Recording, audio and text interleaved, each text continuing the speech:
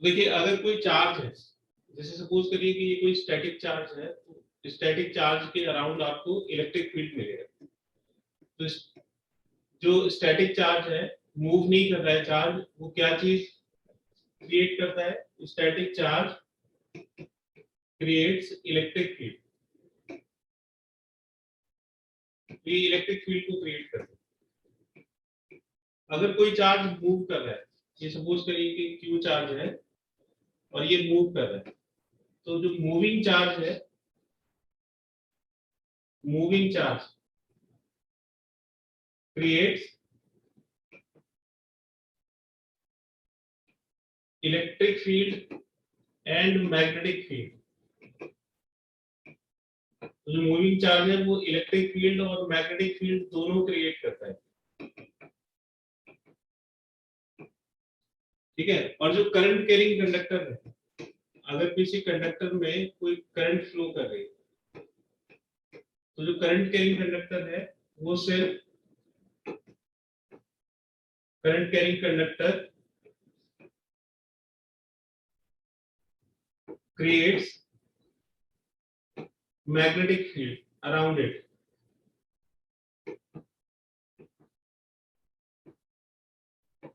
तो ये खाली मैग्नेटिक फील्ड अपने अराउंड क्रिएट करता है, ठीक है बेटा। इसमें हम यही चैप्टर पढ़ेंगे, चैप्टर में कि अगर कोई करंट कैरिंग कंडक्टर है तो उसके अराउंड मैग्नेटिक फील्ड कितना होता है। तो सबसे पहला टॉपिक है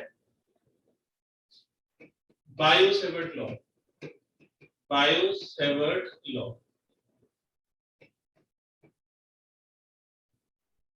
बायो-सेवर्ट लॉ क्या होता है?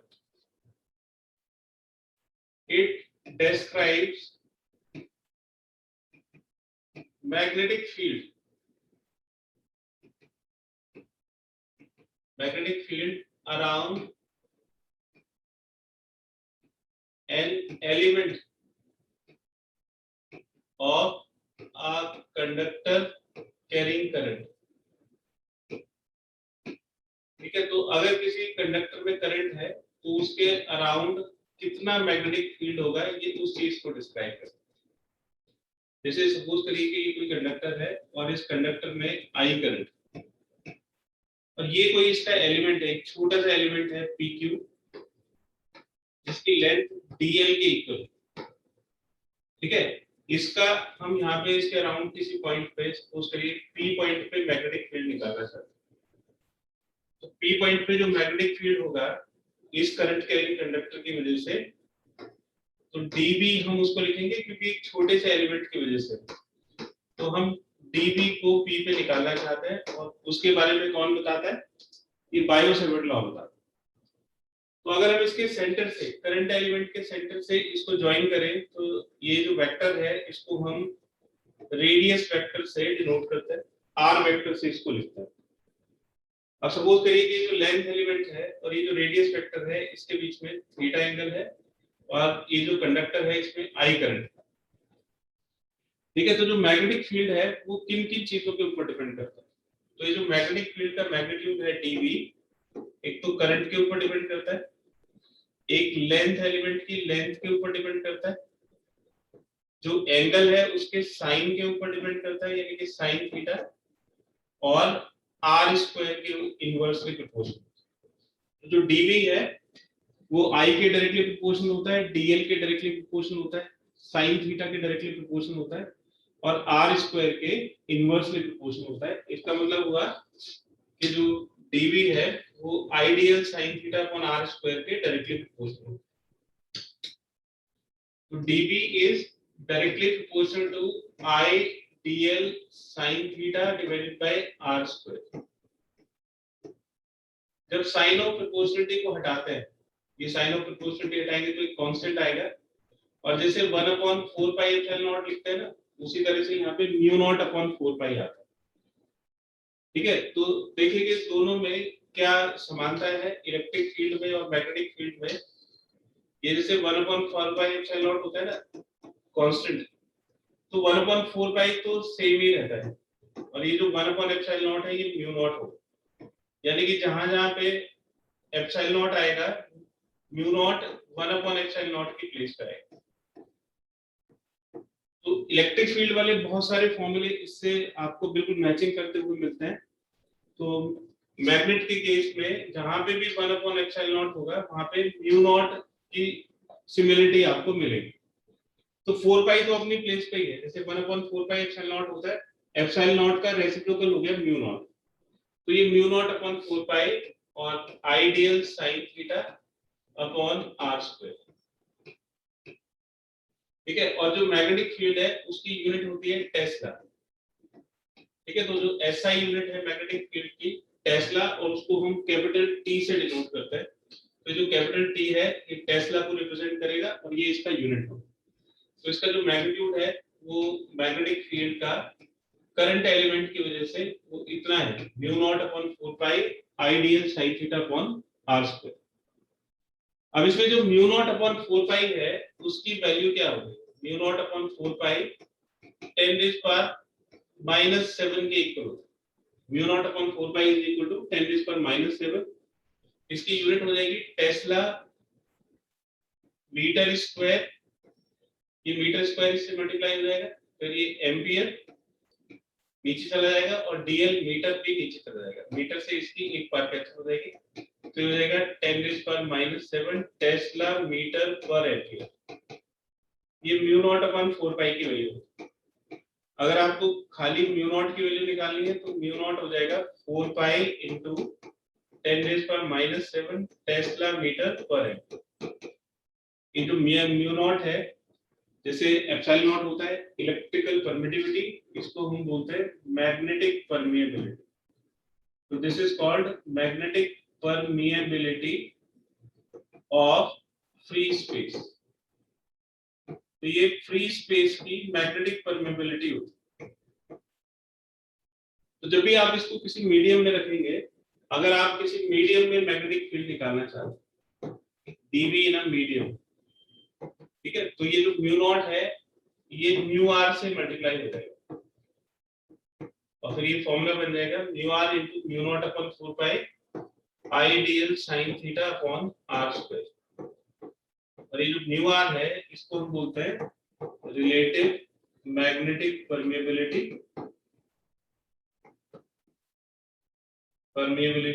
Of the medium. ठीक है, तो ये मीडियम की रिलेटिव मैग्नेटिक परमिएबिलिटी होती है। Excuse me sir. हाँ बेटा बोलिए। सर ये फिगर एक और बार एक्सप्लेन कर दो। फिगर में क्या चीज समझ नहीं आई बेटा? Sir direction of magnetic field.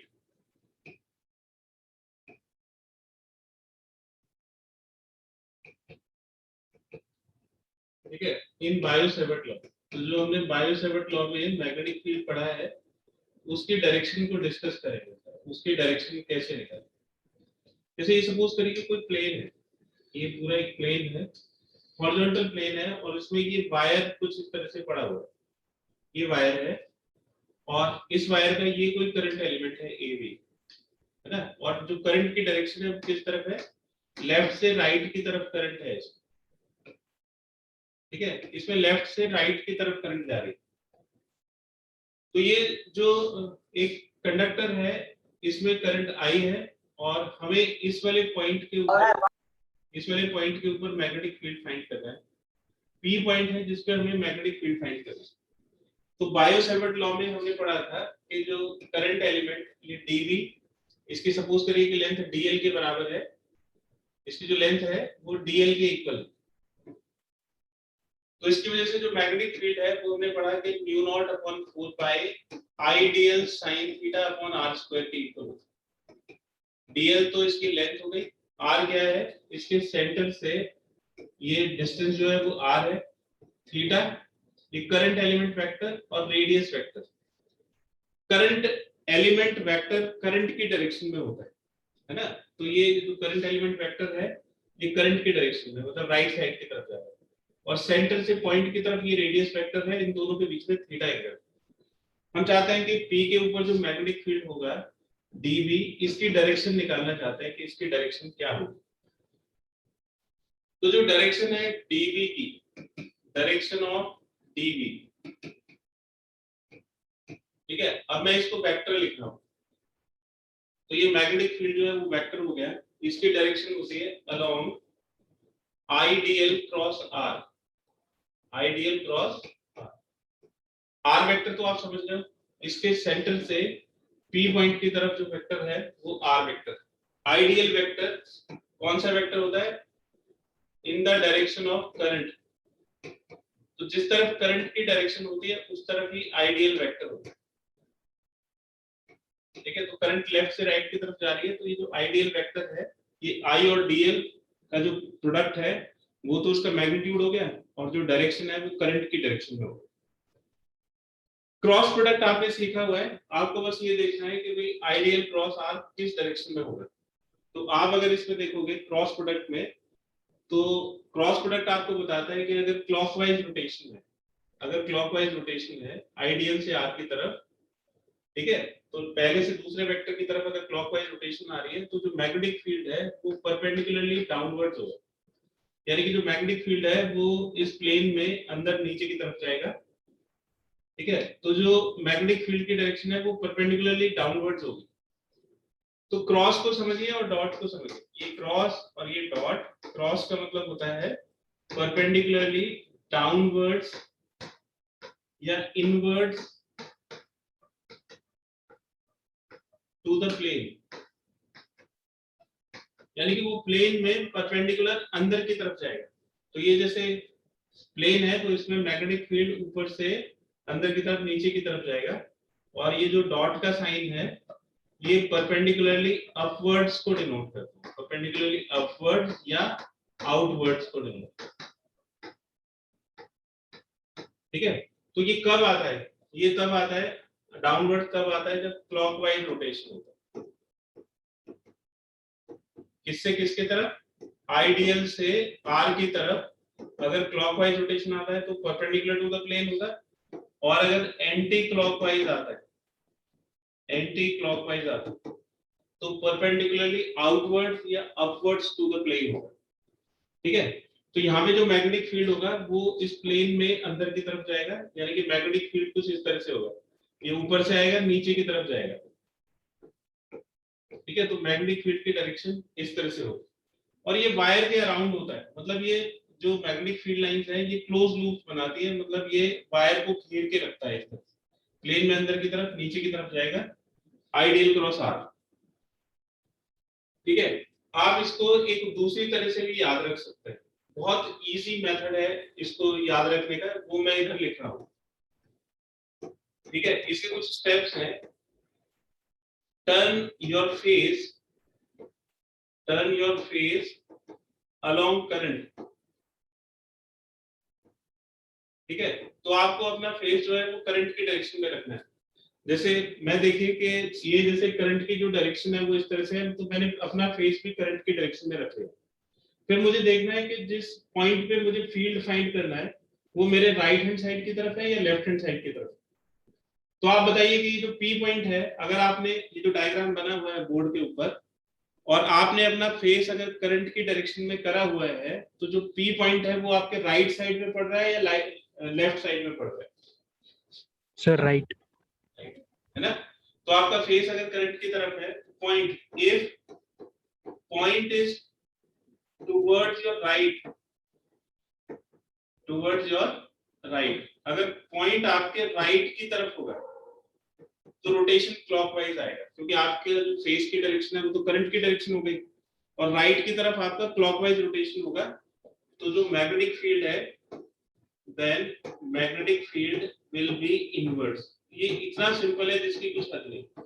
आप अपना जो फेस है उसको करंट की डायरेक्शन में रखिए, और फिर अगर वो राइट साइड की तरफ आप देखोगे तो मैग्नेटिक फील्ड प्लेन में अंदर की तरफ 90 डिग्री बनाता हुआ घुसेगा। और अगर लेफ्ट साइड पे होगा, जैसे सपोज करिए कि यहाँ पे ये कोई पॉइंट है, इसमें लेफ्ट साइड में कोई पॉइंट है, ये मैंने मार्क कर दिया, ये पॉइंट एन है, तो इससे जो मैग्नेटिक फील्ड है ना वो ऊपर की तरफ निकलेगा, क्योंकि ये इसके लेफ्ट साइड में जा रहा है, ठीक है। तो अगर राइट साइड में कोई पॉइंट है तो मैग्नेटिक फील्ड अंदर की तरफ प्लेन के परपेंडिकुलर होगा, और अगर लेफ्ट साइड में कोई पॉइंट है तो वो मैग्नेटिक फील्ड प्लेन से बाहर की तरफ निकलेगा। if point is towards your if point is towards your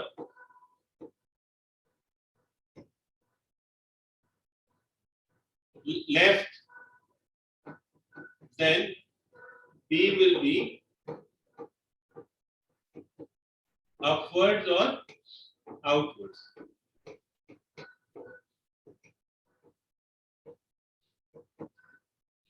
ठीक है, तो ये तो इसके डायरेक्शन की कहानी हो गई।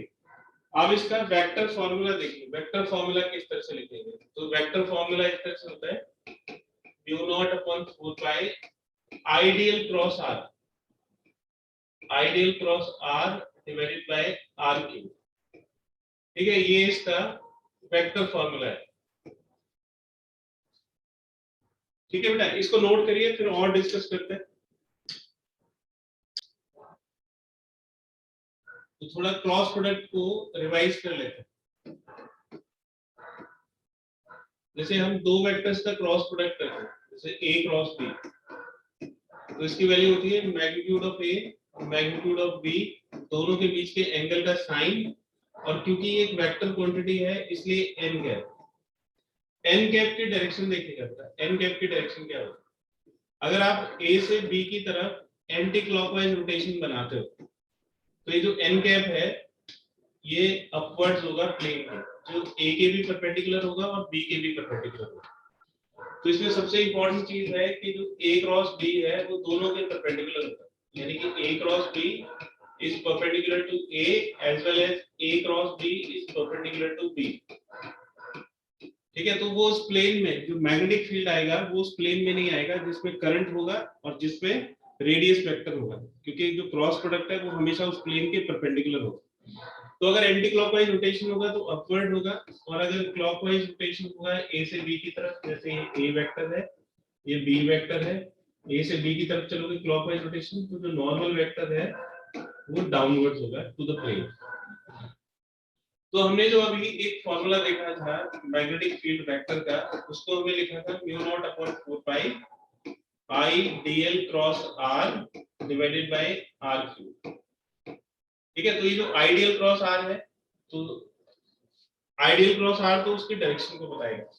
अगर आप इसका मैग्नीट्यूड निकालोगे तो ये mu naught upon 4 pi 1 upon R cube, और ये आइडियल क्रॉस आर का मैग्नीट्यूड हो जाएगा। ठीक है, अब जैसे a क्रॉस b का मैग्नीट्यूड कितना है, अगर इसमें से डायरेक्शन हटा दी जाए, इसमें से डायरेक्शन को हटा दीजिए तो सिर्फ मैग्नीट्यूड बचेगा। तो a क्रॉस b का मैग्नीट्यूड हो जाएगा magnitude of a magnitude of b sin theta. अब ये वाला जो एक्सप्रेशन है magnitude of a magnitude of b sin theta, इसमें डायरेक्शन नहीं है, मतलब n कैप नहीं है। तो अगर आप इसका मैग्नीट्यूड निकालोगे तो इसमें a की प्लेस पे आइडियल आ जाएगा, फिर b की प्लेस पे r आ जाएगा, और इन दोनों के बीच का साइन। तो ये r से r क्यूब कैंसिल होकर r स्क्वायर आ जाएगा, और आप देखेंगे कि इसका वही फॉर्मूला आ गया mu naught upon 4 pi I dl sin theta upon r square. ठीक है, तो ये इसके मैग्नीट्यूड को भी बताता है और इसके डायरेक्शन को भी बताता है। डायरेक्शन किसके अलोंग होगी, आइडियल क्रॉस r। ठीक है, तो अगर आइडियल a वेक्टर को मान लिया जाए और b वेक्टर को r मान लिया जाए, तो ये जो n कैप है ये किसकी डायरेक्शन में होगा, मैग्नेटिक फील्ड की डायरेक्शन। अगर ये आइडियल वेक्टर मान लिया जाए और ये r वेक्टर मान लिया जाए, तो ये जो n कैप है ये किसकी डायरेक्शन को बताएगा, मैग्नेटिक फील्ड की डायरेक्शन को बताएगा। ठीक है, तो अगर आइडियल से r की तरफ आप जाओगे एंटी क्लॉकवाइज रोटेशन होगा तो मैग्नेटिक फील्ड प्लेन से बाहर निकलेगा परपेंडिकुलर डायरेक्शन में, और अगर ये क्लॉकवाइज रोटेशन होगा तो अंदर जाएगा मैग्नेटिक फील्ड के, यानी कि इनवर्ट्स होगा, और a और b दोनों के साथ 90 डिग्री का एंगल बनेगा। इसको नोट करिए।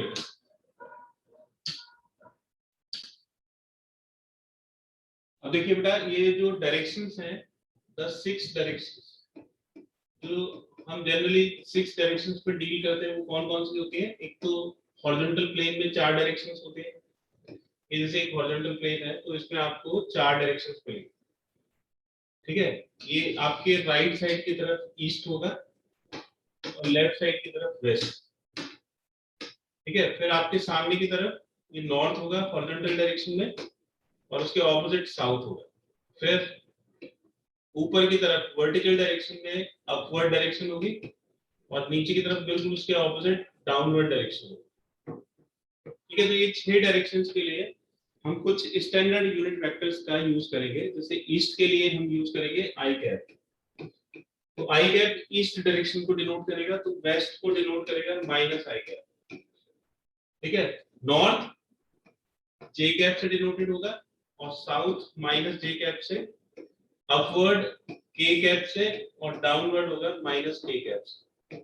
यानी कि ये पॉजिटिव एक्स हो गया, ये नेगेटिव एक्स हो गया, ये पॉजिटिव वाई हो गया, ये नेगेटिव वाई हो गया, ये पॉजिटिव जेड हो गया और ये नेगेटिव जेड हो गया।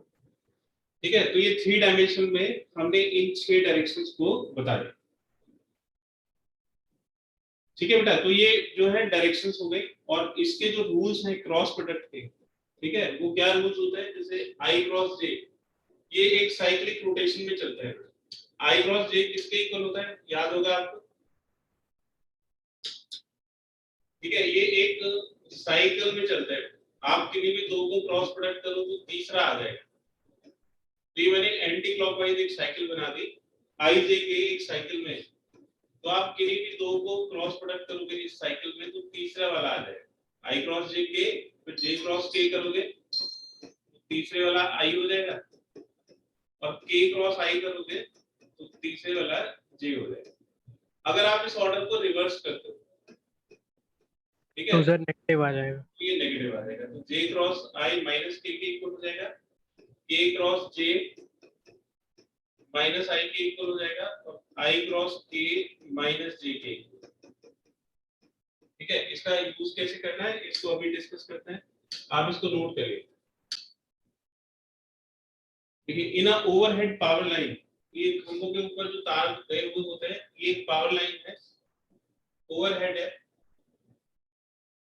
एक power line flowing, current is flowing from east to west direction. तो ये ईस्ट डायरेक्शन हो गई, ये वेस्ट डायरेक्शन हो गई, और इसमें जो करंट है वो ईस्ट से वेस्ट की डायरेक्शन में फ्लो कर रहा है। तो करंट की डायरेक्शन हमको मिल गई। What will be the direction of magnetic field at a point vertically below the power line? तो ये जो पावर लाइन है ये वर्टिकली बिलो, यहाँ पे कोई पॉइंट है, सपोज करिए P पॉइंट है, यहाँ पे मैग्नेटिक फील्ड की डायरेक्शन बतानी है कि यहाँ पे मैग्नेटिक फील्ड की डायरेक्शन क्या होगी।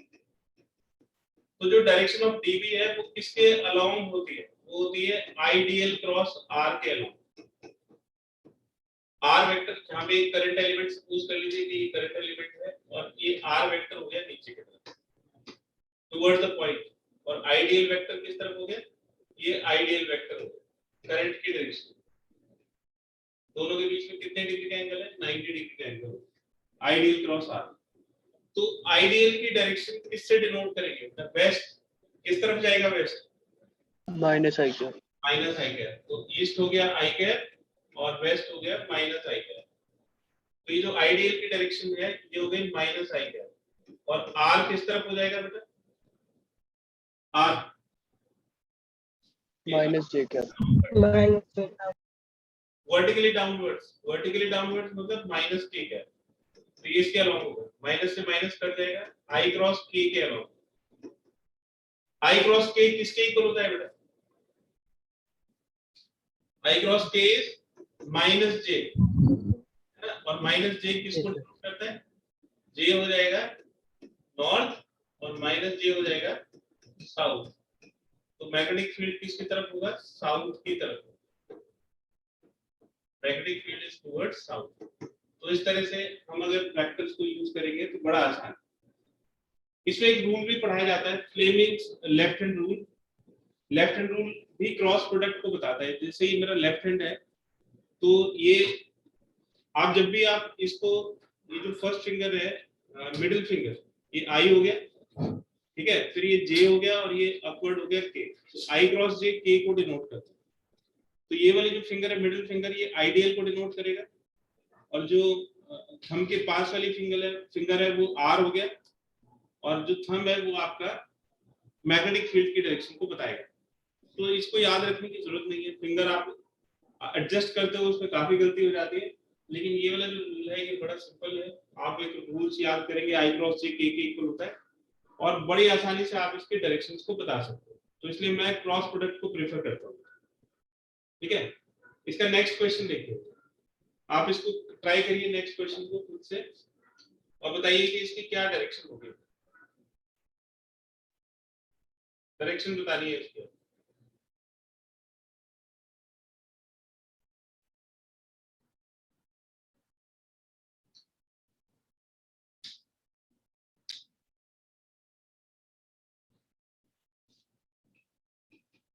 Applications of Biot-Savart law.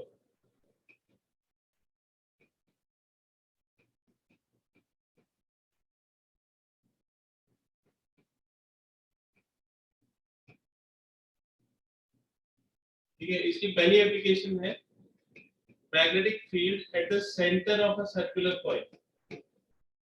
Magnetic field at the centre of a circular coil. Centre of a circular coil carrying current.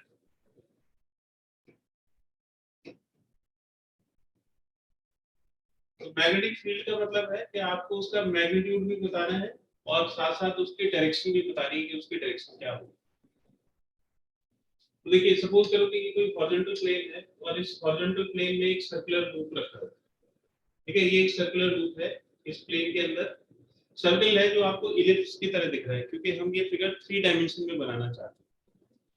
ठीक है, इसके अंदर जो करंट है वो आई है और जो करंट की सेंस है वो एंटी क्लॉकवाइज सेंस में करंट है। ये एंटी क्लॉकवाइज सेंस में करंट है। ये इसका सेंटर है ओ, आई करंट है इसके अंदर, इसकी जो रेडियस है वो आर दी हुई है, रेडियस इज कैपिटल आर। ठीक है, तो हमें ओ पॉइंट पे मैग्नेटिक फील्ड फाइंड करना है। तो अगर यहाँ पे हम एक इसका एक बहुत छोटा सा एलिमेंट ले लेते हैं ए बी। ठीक है, ये ए बी हमने छोटा सा एलिमेंट लिया तो इसकी जो डायरेक्शन ऑफ करंट है वो इस तरफ हो जाएगी। ठीक है, ए से बी की तरफ करंट की डायरेक्शन होगी, ए से बी की तरफ, क्योंकि ये एंटी क्लॉकवाइज सेंस में चल रहा है। और आर की जो डायरेक्शन है वो इसके सेंटर से, ए बी के सेंटर से ओ की तरफ होगी, ये आर वेक्टर की डायरेक्शन होगी। तो इन दोनों के बीच में 90 डिग्री का एंगल बनेगा क्योंकि टेंजेंट और रेडियस के बीच में 90 डिग्री का एंगल होता है। तो magnetic field at the centre due to the current element, magnetic field at the centre of the coil due to the current element. तो जो करंट एलिमेंट है इसकी वजह से सेंटर पे कितना मैग्नेटिक फील्ड होगा उसको हम dB से डिनोट करते हैं और इसका फॉर्मूला होता है म्यू नॉट अपॉन 4 पाई आई dl। dl इसकी लेंथ हो गई AB करंट एलिमेंट की, sin थीटा, आइडियल और r के बीच में थीटा कितना हो गया बताइए तो बेटा। आइडियल और r के बीच में कितने डिग्री का एंगल बन रहा है? 90। टेंजेंट और रेडियस के बीच का angle divide by r square, r इसके रेडियस के बराबर है। तो करंट एलिमेंट की वजह से यानी कि AB की वजह से सेंटर में जो मैग्नेटिक फील्ड होगा वो इतना होगा, sin 90 की वैल्यू 1 होती है तो म्यू नॉट अपॉन 4 पाई आई dl अपॉन r स्क्वायर के इक्वल होगा। ठीक है, ये मैग्नेटिक फील्ड हो गया म्यू नॉट अपॉन 4 पाई आई dl अपॉन r स्क्वायर। लेकिन हमें तो पूरे कॉइल की वजह से बताना है, सर्कुलर कॉइल के सेंटर पे टोटल मैग्नेटिक फील्ड कितना होगा। तो जो नेट मैग्नेटिक फील्ड होगा B, उसको कैसे कैलकुलेट करेंगे, dB को इंटीग्रेट करेंगे और जो लेंथ है उसकी वैल्यू 0 से लेके 2 पाई r तक हो। तो किसी भी एक पॉइंट को पकड़ लीजिए, जैसे हमने यहाँ इसके सेंटर को पकड़ लिया, तो सेंटर पे अगर लेंथ 0 है तो पूरे कॉइल की लेंथ 2 पाई r हो जाएगी। वैल्यू पुट करिए 0 से लेके 2 पाई r तक, mu naught upon 4 pi I upon r square into dl। ये mu naught upon 4 pi I upon r square ये तो कांस्टेंट, dl को इंटीग्रेट करना 0 से लेके 2 pi r, mu naught upon 4 pi I upon r square, ये r capital R है, और dl का इंटीग्रेशन l हो जाएगा। जैसे 1 का इंटीग्रेशन x होता है x के रिस्पेक्ट में, उसी तरह से 1 का इंटीग्रेशन यहाँ पे l हो जाएगा और ये 0 से लेकर 2 पाई r। लिमिट्स पुट कर दीजिए इसमें, तो mu naught upon 4 pi I upon R square, L की जगह 2 पाई आर रख दीजिए और फिर 0, दोनों को माइनस कर, ये 2 पाई से 2 पाई कैंसिल हो जाएगा, आर से इसकी एक बार कैंसिल हो जाएगा, 2 पाई टू जा 4 पाई, तो ये हो जाएगा mu naught I upon 2 R. ठीक है, तो इसके सेंटर पे जो मैग्नेटिक फील्ड है, magnetic field at the centre, उसका फॉर्मूला होता है mu naught I upon 2 are.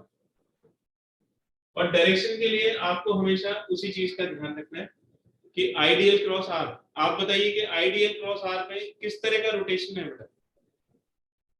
Ideal से आर की तरफ जाओगे तो क्लॉकवाइज रोटेशन होगा या एंटी क्लॉकवाइज रोटेशन होगा? Anti clockwise. Anti clockwise. ये देखो, ये ए से बी की तरफ आइडियल हो गया, ये आइडियल की डायरेक्शन हो गई, ये आर की, एंटी क्लॉकवाइज सेंस हो गया। एंटी क्लॉकवाइज सेंस हो गया तो यहाँ पे जो मैग्नेटिक फील्ड होगा वो परपेंडिकुलर टू द प्लेन होगा, ऊपर की तरफ। तो जो मैग्नेटिक फील्ड की डायरेक्शन है वो प्लेन से परपेंडिकुलर ऊपर की तरफ होगी, और ये क्लोज लूप बनते हैं। ये जो मैग्नेटिक फील्ड है ये इस तरह से जाएगा ऐसे ऊपर, फिर ऐसे क्लोज हो गया, फिर ये नीचे से आएगा, तो ये मैग्नेटिक फील्ड इस तरह से चलता है। तो ये वायर के अराउंड मैग्नेटिक फील्ड होता है और क्लोज लूप बना, क्योंकि हमें सिर्फ ओ पॉइंट पे मैग्नेटिक फील्ड की डायरेक्शन देखनी है, तो उससे बाहर निकलता हुआ आपको दिखेगा, जो कि आर वेक्टर के साथ और आइडियल वेक्टर के साथ 90 डिग्री का एंगल बनाए। ठीक है, तो इसकी डायरेक्शन के लिए छोटा सा सिंपल सा आप रट सकते हो इसको,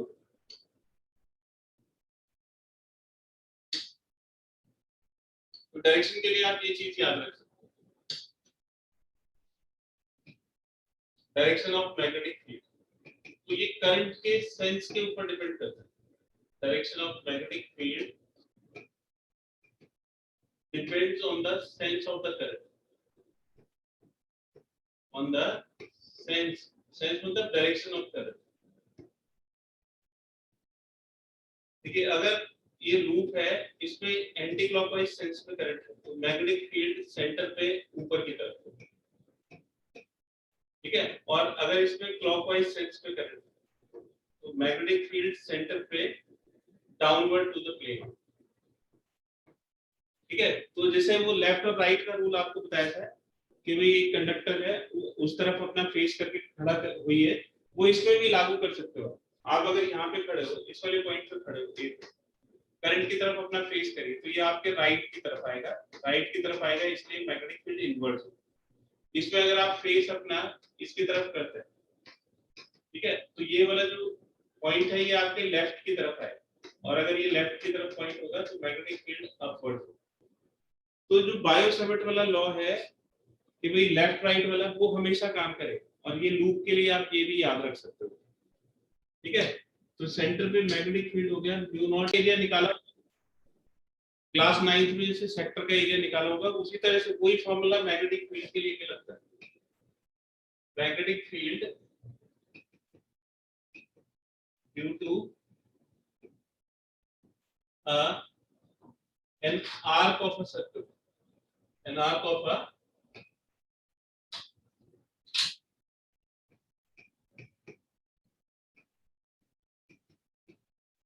circular coil carrying current।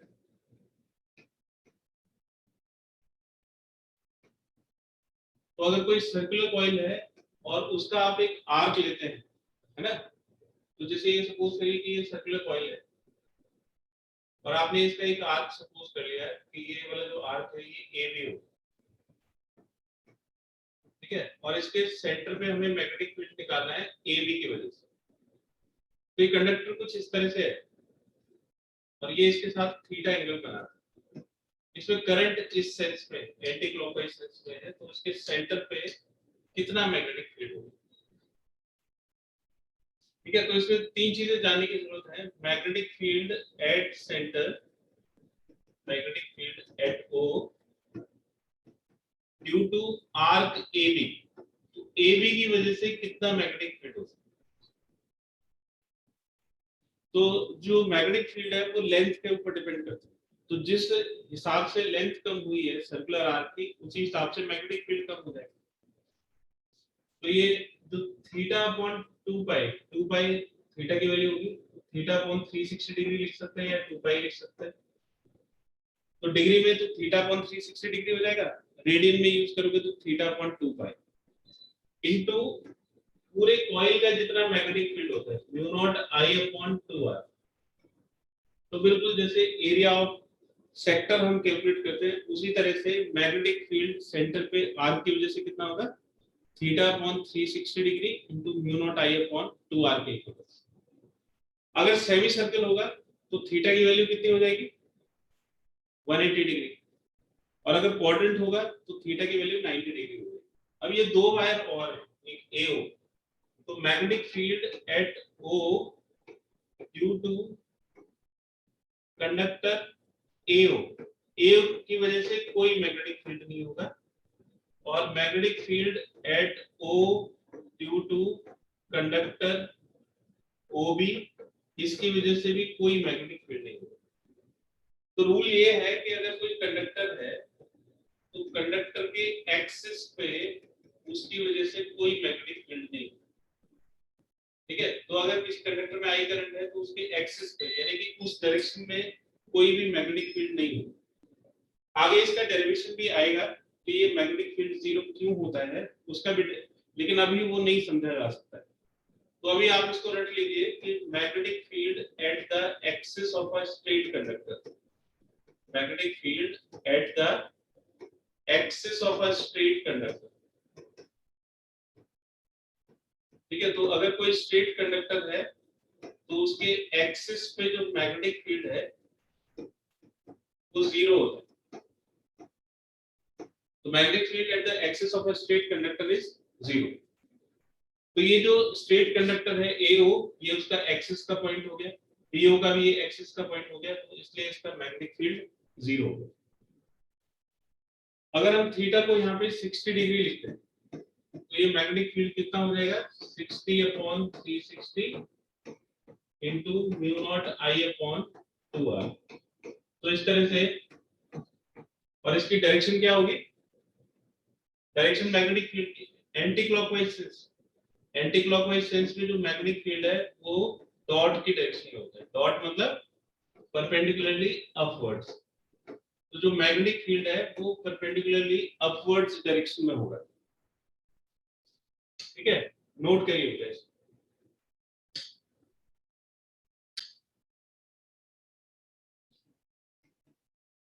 Find magnetic field, find magnetic field eight point O, ठीक है। तो O पॉइंट पे मैग्नेटिक फील्ड फाइंड करना है। ये सपोज करिए कोई हॉरिजॉन्टल प्लेन है और इस हॉरिजॉन्टल प्लेन में इस तरह से ये इसका सेंटर है, ये अंदर वाला जो सेमी सर्कुलर आर्क है इसकी रेडियस A है, और बाहर वाला जो सेमी सर्कुलर आर्क है उसकी रेडियस B है। इसमें जो करंट है वो इस सेंस में चल रही है, करंट ऐसे जा रही है। तो आपको बताना है कि इसके सेंटर पे मैग्नेटिक फील्ड कितना होगा। ये कॉमन सेंटर है इन दोनों का, और ये दोनों सेमी सर्कुलर आर्क है। तो magnetic field eight point O बताना है। इसमें जो करंट की वैल्यू है वो I के इक्वल है, करंट की वैल्यू I के इक्वल है। तो आप बताइए बेटा कि सेंटर पे कितना मैग्नेटिक फील्ड हो, ठीक है। तो इसमें दो सेमी सर्कुलर आर्क्स हैं और दो स्ट्रेट कंडक्टर्स हैं। तो पहले ये बताइए कि ये वाला जो स्ट्रेट कंडक्टर है इसका यहाँ पे O पॉइंट पे मैग्नेटिक फील्ड कितना होगा सर जीरो। जीरो। क्योंकि ये जो O पॉइंट है ये इसके एक्सिस पे है, और इसी तरह से ये वाला जो स्ट्रेट कंडक्टर है इसका भी सेंटर पे। तो इसको तो भूल जाइए, इसकी वजह से यहाँ पे कोई मैग्नेटिक फील्ड नहीं होगा, इसकी वजह से भी नहीं होगा। अभी जो अंदर वाला आर्क है O के रिस्पेक्ट में, इसमें जो करंट की सेंस है वो किस तरह की है ना। तो magnetic field at clockwise, magnetic field at O due to inner semi circle. तो जो अंदर वाला सेमी सर्कल है उसका मैग्नेटिक फील्ड कितना होगा उसकी वैल्यू बताइए। तो थीटा कितना हो जाएगा, ये जो सेमी सर्कल है ये भी सर्कुलर आर्क ही होगा, उसके लिए थीटा की वैल्यू क्या हो जाएगी 180 डिग्री। तो फॉर्मूला हो जाएगा 180 degree divide by 360 into mu naught I upon 2r, और रेडियस की वैल्यू होगी A के इक्वल। ये कैंसिल हो गया तो इसकी वैल्यू होगी mu naught I upon 4a। अब इसकी डायरेक्शन भी बताइए, ये प्लेन के अपवर्ड होगा या प्लेन के डाउनवर्ड होगा? क्लॉकवाइज सेंस में करंट डाउनवर्ड्स। तो क्लॉकवाइज सेंस में करंट है तो इसका जो मैग्नेटिक फील्ड है वो डाउनवर्ड हो जाएगा, क्रॉस की डायरेक्शन में। क्रॉस की डायरेक्शन का मतलब है डाउनवर्ड्स, ठीक है। और दूसरा जो लार्जर सेमी सर्कल है P naught due to outer semi circle, उसका भी हो जाएगा 180 upon 360 into mu naught I upon 2b। b उसकी रेडियस है, ठीक है। तो ये हो जाएगा mu naught I upon 4b। अब इसकी डायरेक्शन बताइए, O के रिस्पेक्ट अपवर्ड हो जाएगी ना, तो ये दोनों ऑपोजिट डायरेक्शन में हो गए। क्या आप बता सकते हो कि कौन सा मैग्नेटिक फील्ड डोमिनेट करेगा, किसकी कौन से मैग्नेटिक फील्ड की वैल्यू ज्यादा होगी? कौन से वाले इनर वाले की। हाँ, तो ये जिसका रेडियस कम होगा है ना, अंदर वाला मैग्नेटिक फील्ड डोमिनेट करेगा। तो जो नेट मैग्नेटिक फील्ड है सेंटर के ऊपर, net magnetic field at the centre, वो mu naught I upon 4a ज्यादा होगा, उसको पॉजिटिव ले लेता है, तो mu naught I upon 4b को नेगेटिव, क्योंकि वो ऑपोजिट डायरेक्शन में है। और ये क्योंकि डोमिनेट कर रहा है तो net magnetic field cross direction में होगा, यानी कि परपेंडिकुलरली इनवर्ट होगा, है ना। तो म्यू नॉट I अपॉन 4 तो कॉमन हो गया, और ये 1 upon a minus 1 upon b, और ये मैग्नेटिक फील्ड परपेंडिकुलरली इनवर्ट होगा, ठीक है। तो ये नेट मैग्नेटिक फील्ड की वैल्यू है। तो अगर सेम डायरेक्शन में मैग्नेटिक फील्ड होंगे, तो अगर ये लूप कुछ इस तरह से होता, जैसे ये लूप ऐसे गया पहले, फिर इस तरह से आया, फिर एक बड़ा लूप बन गया इस तरह से, और ये इसके सेंटर पे, तो इसमें करंट की सेंस एक ही जैसी होती है ना। तो इसमें दोनों मैग्नेटिक फील्ड है ये एक ही डायरेक्शन में होते हैं और फिर वो ऐड हो जाते हैं, और यहाँ पे जो दोनों मैग्नेटिक फील्ड है वो ऑपोजिट डायरेक्शन में आएंगे, इसलिए वो दोनों माइनस हो जाएंगे। क्लियर है? तो आपको सबसे ज्यादा ध्यान रखना है डायरेक्शंस का, ठीक है। ये सुपरपोजिशन प्रिंसिपल को फॉलो करेगा और आप वेक्टर एडिशन ही इस पे करोगे। आप इसको क्या लिख सकते हो, ये जो क्रॉस है इसको हटा के इसकी डायरेक्शन को परपेंडिकुलरली डाउनवर्ड्स के लिए माइनस के कैप लिख सकते हो, और ये जो अपवर्ड है इसको क्या लिख सकते हो, ये माइनस के कैप हो गया और ये के कैप हो गया। जब आप टोटल मैग्नेटिक फील्ड निकालोगे तो टोटल मैग्नेटिक फील्ड के लिए क्या करोगे, बी नेट के, इन दोनों मैग्नेटिक फील्ड को ऐड कर दोगे, है ना, सुपरपोजिशन प्रिंसिपल से। तो ये B first plus B second हो जाएगा, ठीक है। तो बी फर्स्ट हो जाएगा mu naught I upon 4a into minus K cap, और बी सेकंड हो जाएगा mu naught I upon 4b into K cap. तो mu naught upon 4i K cap common आ जाएगा, तो ये हो जाएगा minus 1 upon a plus 1 upon b, ठीक है। तो आप मैग्नेटिक फील्ड को इस तरह से भी लिख सकते हैं, ठीक है बेटा, नोट करिए बेटा।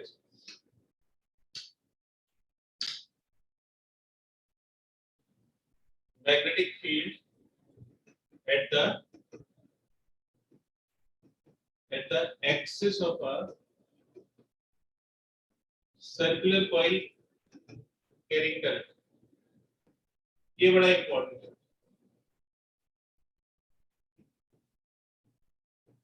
और थोड़ा मुश्किल से भी समझ में आता है। जैसे ये सपोज करिए कि वर्टिकल प्लेन है, ये वर्टिकल प्लेन है और इसमें एक कॉइल है इस तरह, तो वर्टिकल प्लेन के अंदर ये कॉइल रखी हुई है, इसमें एंटी क्लॉकवाइज सेंस में करंट इस तरह से आ रही है, ये इसका सेंटर हो गया, इसका जो एक्सिस है वो हॉरिजॉन्टल हो जाएगा, ये जो O है और P पॉइंट पे हमें मैग्नेटिक फील्ड फाइंड करना है, तो OP इज इट्स एक्सिस। ये वाली जो लाइन है सेंटर से इसके प्लेन की परपेंडिकुलर होगी, वो इसका एक्सिस होगा, तो this is axis of coil. इसके ऊपर एक पॉइंट है P जिस पे हमें मैग्नेटिक फील्ड फाइंड करना है। इसकी जो रेडियस है वो R दी हुई है, ये रेडियस R है, और ये वाली O से लेके P तक की जो डिस्टेंस है वो स्मॉल r है, ठीक है। अब आप इसके सबसे टॉप पे एक पॉइंट सपोज एक करंट एलिमेंट सपोज करिए AB, और उसकी लेंथ dl के बराबर हो, तो ए बी में जो करंट की डायरेक्शन है वो ए से बी की तरफ। तो डीएल की वजह से मुझे पी पॉइंट पे मैग्नेटिक फील्ड फाइंड करना है। तो मैंने यहाँ पे एक ऐसे लाइन बना दी, ये रेडियस वेक्टर हो गया इसके सेंटर से। तो आप मुझे बताइए कि आइडियल और आर के बीच में कितने डिग्री का एंगल होगा, आइडियल और आर के बीच में कितने डिग्री का एंगल होगा, ये सोच के और इसको विजुअलाइज करके, मतलब ये जो सिचुएशन मैंने बनाई है इसको 3D में अच्छी तरह से सोच के बताइए कि आइडियल की डायरेक्शन में और आर की डायरेक्शन में कितने डिग्री का एंगल होगा। क्या ये एंगल 90 डिग्री होगा आइडियल और आर के बीच में? Yes sir. ठीक है, आप इसको कैसे समझ सकते हैं, देखिए जरा। ये जैसे बुक है ना, ये बुक हो गई, इसका जो सबसे ऊपर वाला जो एलिमेंट है, आप सोचिए कि ये इसका ये वाला जो फेस है ये ए बी करंट एलिमेंट हो गया। ठीक है, फिर आपने इसको इस तरह से रखा, ये एक प्लेन आ जाएगा, मैं यहीं पे इस पे डायग्राम में बना देता हूं। ये आइडियल की जो डायरेक्शन है वो ऐसे है, सबसे टॉप मोस्ट पॉइंट पे आइडियल है इस तरह से, और आर जो है वो ऐसे नीचे की तरफ जा रहा है। तो ये प्लेन हो गया जिसमें ये आइडियल की डायरेक्शन हो गई, और ये वाली जो डायरेक्शन है ये आर की डायरेक्शन है। तो आपको ये साफ साफ दिख रहा होगा कि आइडियल और आर में 90 डिग्री का एंगल बना। तो ये जो प्लेन है मैं इसको बनाने की कोशिश करता हूँ। ये प्लेन मैंने बना दिया आइडियल क्रॉस आर वाला प्लेन, ये आइडियल क्रॉस आर का प्लेन हो गया। इसमें ये वाली जो डायरेक्शन है ये आइडियल की डायरेक्शन हो गई, और ये जो डायरेक्शन है ये आर की डायरेक्शन हो गई। तो आइडियल और आर में कितने डिग्री का एंगल हो गया? 90 डिग्री। ये सभी को क्लियर है बेटा? Yes sir. Yes sir. अब मुझे ये बताइए आइडियल से आर की तरफ जब हम चलेंगे तो ये रोटेशन किस तरह का होगा? 90 डिग्री का, है ना? Yes sir. और ये जो रोटेशन है 90 डिग्री कैसे होगा? एंटी क्लॉकवाइज सेंस में होगा। तो यहाँ पे जो मैग्नेटिक फील्ड आएगा इस प्लेन के परपेंडिकुलर, तो प्लेन के परपेंडिकुलर वर्टिकल तो होगा नहीं क्योंकि ये प्लेन हॉरिजॉन्टल नहीं है, ये प्लेन नीचे की तरफ जा रहा है ना? तो ये इसका जो परपेंडिकुलर है वो कुछ इस तरह से दिखाई देगा, मतलब जो मैग्नेटिक फील्ड है वो इस प्लेन के परपेंडिकुलर होगा, जो कि आइडियल के साथ भी 90 डिग्री का एंगल बनाएगा और आर के साथ भी 90 डिग्री का एंगल बनाएगा। ठीक है, सपोज करिए कि ये जो मैग्नेटिक फील्ड है ये वर्टिकल के साथ थीटा एंगल बनाते हैं। ठीक है, तो ये वाला जो एंगल है ये 90 माइनस थीटा हो जाएगा,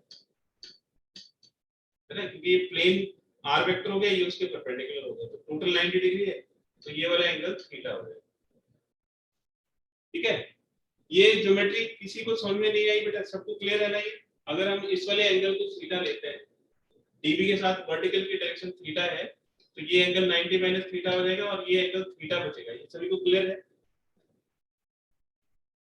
यस सर। अब डीबी के कंपोनेंट कर लीजिएगा। ये वर्टिकल डायरेक्शन में डीबी का जो कंपोनेंट है वो डीबी cos थीटा हो जाएगा, और हॉरिजॉन्टल डायरेक्शन में एक्सिस के डायरेक्शन में इसका जो कंपोनेंट है वो कितना हो जाएगा? ये डीबी sin थीटा हो जाएगा। क्लियर है बेटा? अब मैं इसके बिल्कुल ऑपोजिट इसके एक एलिमेंट और लेता हूं, a डैश b डैश, बिल्कुल इसके ऑपोजिट है ये। उसका भी मैग्नेटिक फील्ड ऐसे ही यहाँ पे एक प्लेन बनेगा, उसका मैग्नेटिक फील्ड db डैश इधर आएगा। ठीक है, ये थीटा एंगल होगा, ये db डैश cos थीटा के इक्वल हो जाएगा, और जो db डैश sin थीटा है वो इसी तरफ आएगा। ये किसी को डाउट है तो बताइए। तो जैसे ऊपर वाले एलिमेंट का मैग्नेटिक फील्ड ऊपर की तरफ था, उसी तरह से नीचे वाला जो एलिमेंट है a डैश b डैश, उसका जो मैग्नेटिक फील्ड आएगा वो नीचे की तरफ आएगा db डैश। उसके भी दो कंपोनेंट हो जाएंगे, एक db डैश cos थीटा और एक db डैश sin थीटा, क्योंकि दोनों में मैग्नीट्यूड वाइज दोनों चीजें दोनों के लिए सेम है ना? तो db की जो वैल्यू है और db डैश की जो वैल्यू है वो सेम रहेगी, और इसकी वैल्यू हो जाएगी mu naught upon 4 pi I dl sin theta sin 90 degree हो जाएगा, क्योंकि आइडियल और r के बीच में 90 डिग्री का angle upon r square. r ये वाली डिस्टेंस हो गई b पॉइंट से लेके और ab के मिड पॉइंट के डिस्टेंस, ये स्लांट वाली डिस्टेंस। तो जो ये वाली डिस्टेंस है ये under root r square plus small r square के इक्वल। तो जो डिस्टेंस है वो under root r square plus small r square के इक्वल होगी, और इसका स्क्वायर करेंगे तो ये हो जाएगा mu naught upon 4 pi I dl sin 90 की वैल्यू 1 हो जाएगी, और नीचे हो जाएगा r square plus r square. ये मैग्नेटिक फील्ड की वैल्यू। तो डीबी और डीबी डैश दोनों का जो मैग्नेटिक फील्ड है वो सेम ही रहेगा। अब क्योंकि सेम है तो इसलिए जो कॉस कंपोनेंट्स हैं वो दोनों एक दूसरे को कैंसिल कर देंगे, ठीक है, और साइन कंपोनेंट ऐड हो जाएंगे।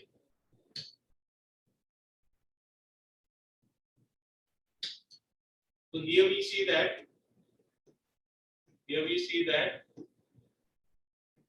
cos components are cancelled out. Cos components of elementary magnetic fields are cancelled out.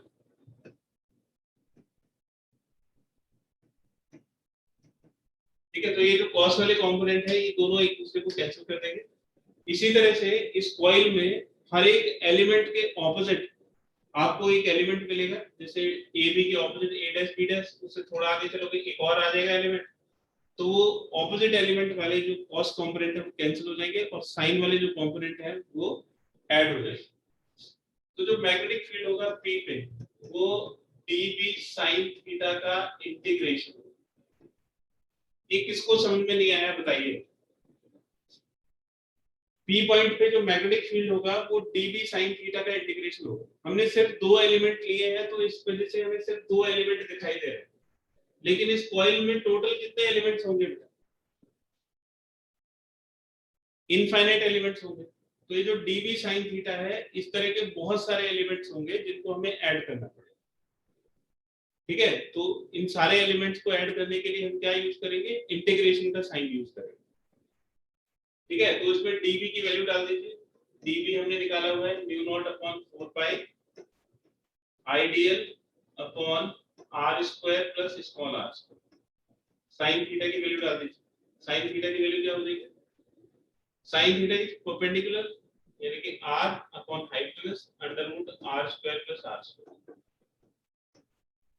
ठीक है। तो ये जो mu naught upon 4 pi i into r ऊपर और नीचे r square plus r square 1.5 power हो जाएगी 3/2। देखिए इसकी पावर 1 है, इसकी पावर हाफ, ये 3/2 हो जाएगा और dl का इंटीग्रेशन।